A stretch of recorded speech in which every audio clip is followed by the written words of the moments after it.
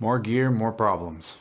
So I have a ton of gear, right? I have tons of synthesizers, sequencers, groove boxes, drum machines. I have a ton of stuff. And it usually goes like this. I have a DAW, and that's sending MIDI information, clock information to a thing. That thing's then sending all that information to all this gear. All this gear's audio goes into an interface. That interface then goes back into a DAW to get recorded. And that's kind of it. Fairly simple, right? Yes and no, because there's always this one point of contention between my hardware and my software talking to one another, and I think I've finally found my mediator.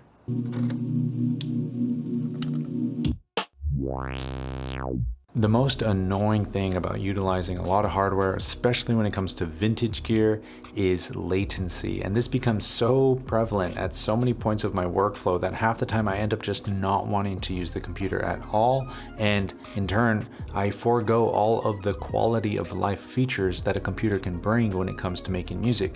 And this becomes a major issue when utilizing long MIDI chains. Essentially what that means is going into a synth, out of its through jack into another sequencer or a drum machine. I mean, this doesn't have a through, but out of its through jack into another sequencer or drum machine, or something that has its own internal sequencer, right? Just a long chain of devices on a single MIDI cable. The issue that I would run into is within Live, which has amazing ways of dealing with latency, but that single chain, that needs to be affected together as a whole. So like, let's say that whole MIDI chain was here on my Claret 8 Pre X, I can only affect that all together, everything in that one chain when it comes to tempo and clock sync.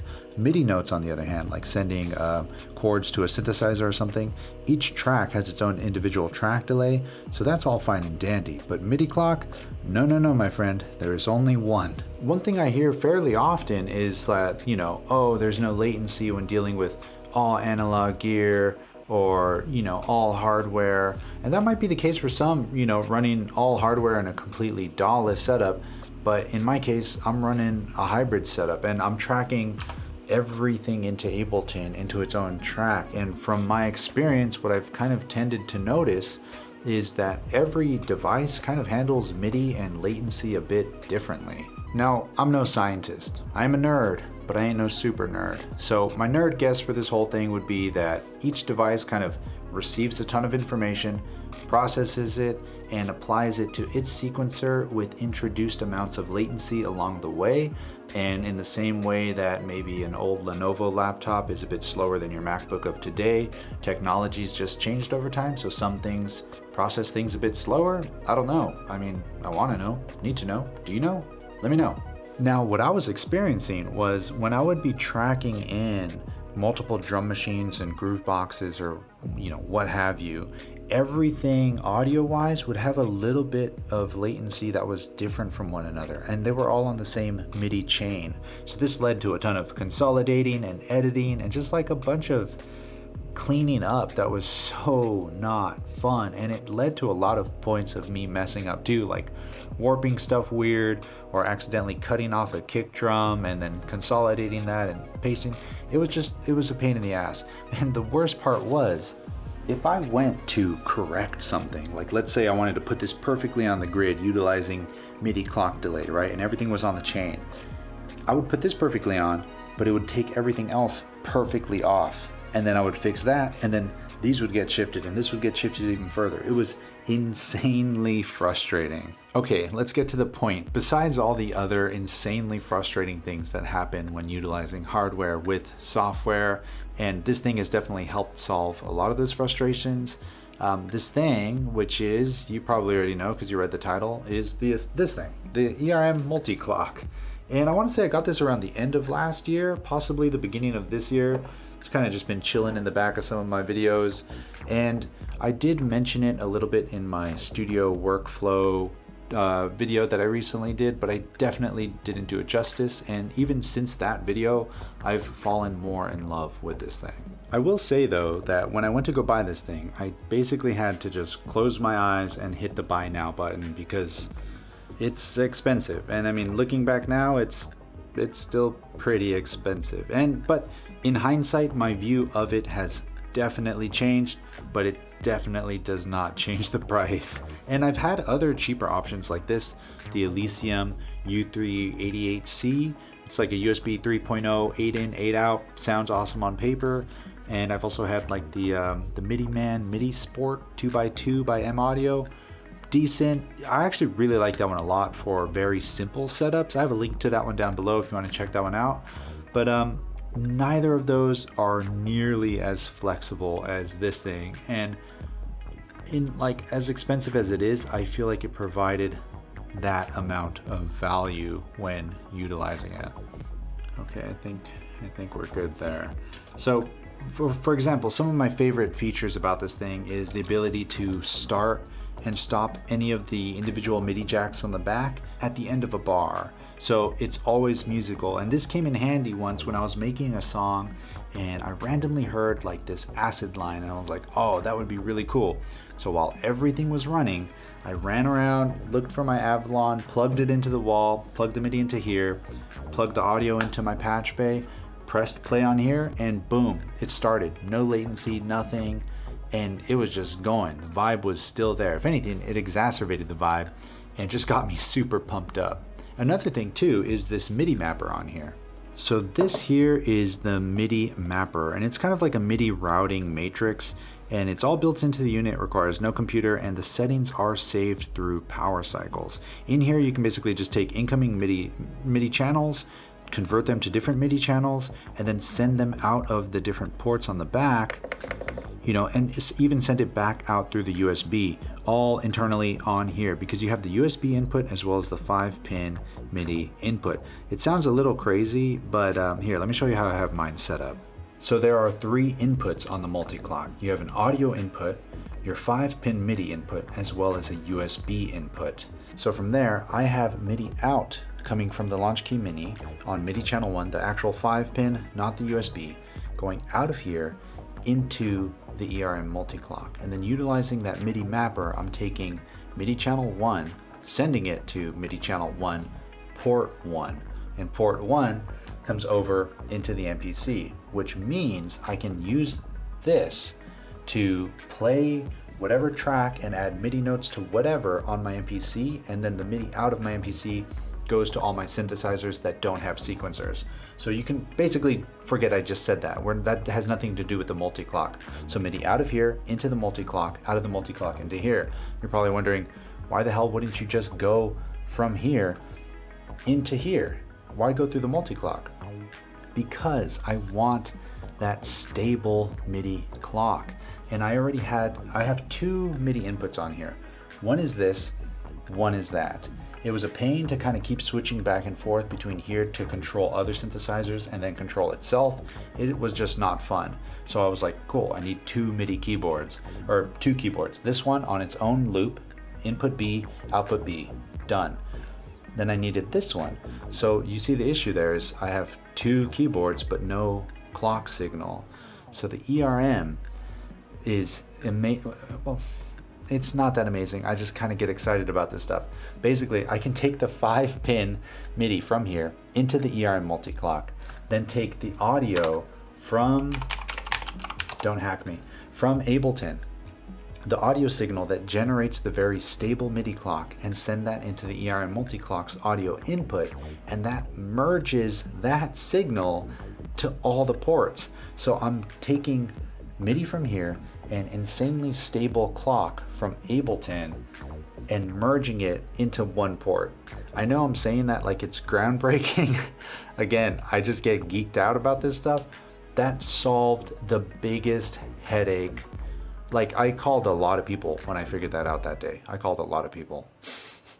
And to take that a step further, I also have the USB plugged into my computer, which means I can take just individual MIDI tracks from Ableton and send it to those ports. But the great thing is that those ports show up as independent ports, not just one whole thing. They're actually independent ports. So this means I can take a stable clock from Ableton, MIDI notes from a MIDI keyboard, and whatever else I want from here, and it just merges all 3 signals for me into one port. I did not expect that to happen at all, and I didn't realize how much that would help me and how much of a headache that would solve.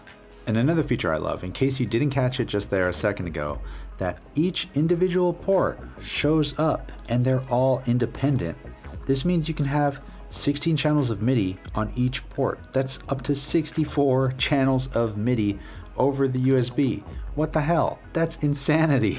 Now, granted, I would never do that because I think I would eventually just pass out or internally combust. But the fact that you can do that is amazing. It just goes to show all the million different ways you could set this thing up. So how I have the ports set up on my Multiclock, we already covered port 1, which is the launch key sending MIDI note information, and then we have clock information coming from Ableton Live. And that's being merged into port 1, being sent to the MPC.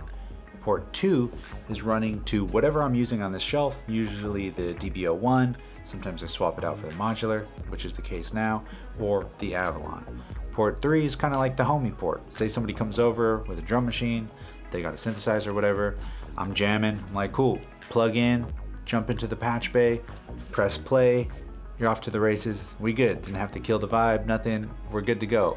Port 4 is kind of like an auxiliary port. I just say I go grab some random desktop synth or something random, I can just plug it into there and send MIDI out of Ableton to it over the USB and play it, and it'll merge everything. Or I can just then route it with the MPC stuff. It's like crazy flexible. And in case you're not familiar with how the ERM creates such a stable clock, essentially it just sends an audio signal that's insanely ear-piercing, and then that signal gets sent out of an individual audio output of your interface into the back of the ERM Multiclock. That's what that audio input is for.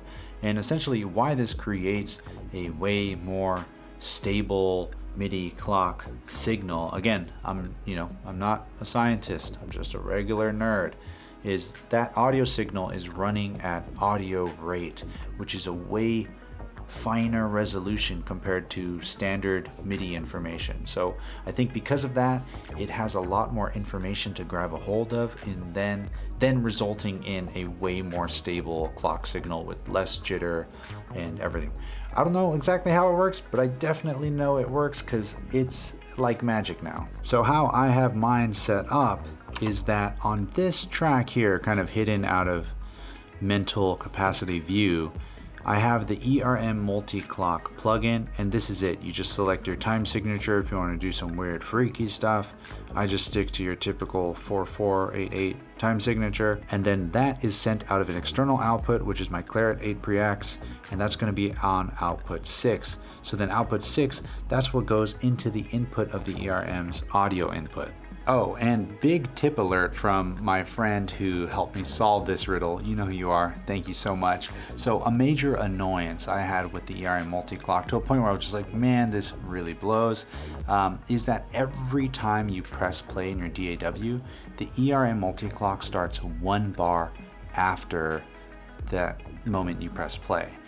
And the reason for this is because you have a knob on the Multiclock to shift timing, positive or negative values of milliseconds, right? So it needs to make room for the negative milliseconds of that bar. So makes sense, but there's a workaround. So what you need to do is set your Multiclock up in the configuration settings to machine mode positive, not negative positive. This is how it's going to come from the factory, but you just want positive. So what you're essentially doing is telling the ERM Multiclock nothing negative is gonna happen. So right when the 1 starts, I'm just gonna start on the 1. I don't need to make space, giving myself that extra bar. So it only gives us access to the positive. You can see there I go up to a positive 100, maybe bring it back, but I can't go negative, right?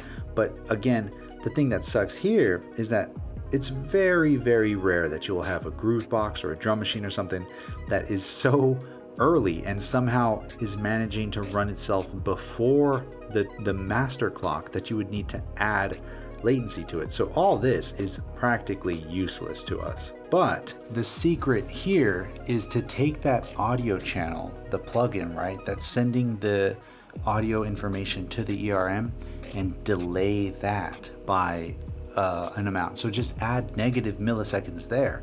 And what that's doing is, say this is our 0 point, and we add latency to it. This is now our 0 point. So what was 0 is now, let's say, negative 50 milliseconds.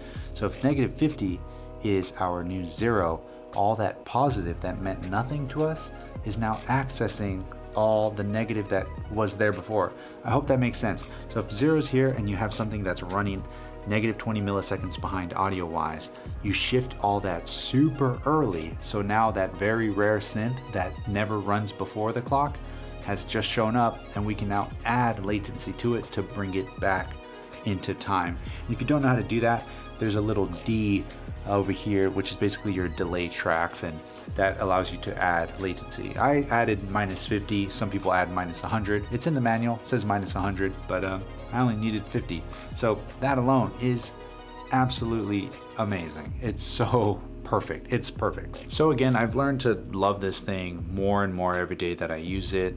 It's awesome. It saved me so many headaches and so much time when it comes to arranging my music, because everything that I record into my DAW Ableton Live is like perfectly warped, perfectly locked into the tempo without losing any of its fidelity. And with the other options I mentioned before, sometimes jitter would happen or latencies would change in the middle of a track. Like I got a random CPU spike out of nowhere, and now everything's kind of randomly off for a little bit and then kind of back on, but not really. So it was all these little variables that took away a lot of I mean, this sounds so dramatic, but trust in quickly editing my music. So it slowed down my process, because I would have to go back and check every transient every time I copy pasted something, because there were a lot of times, like I have music out on Spotify where there's like a kick transient missing, or like something got warped weird, and half the time it was my fault, but the other time it was just, I mean, it was always my fault, because it was just my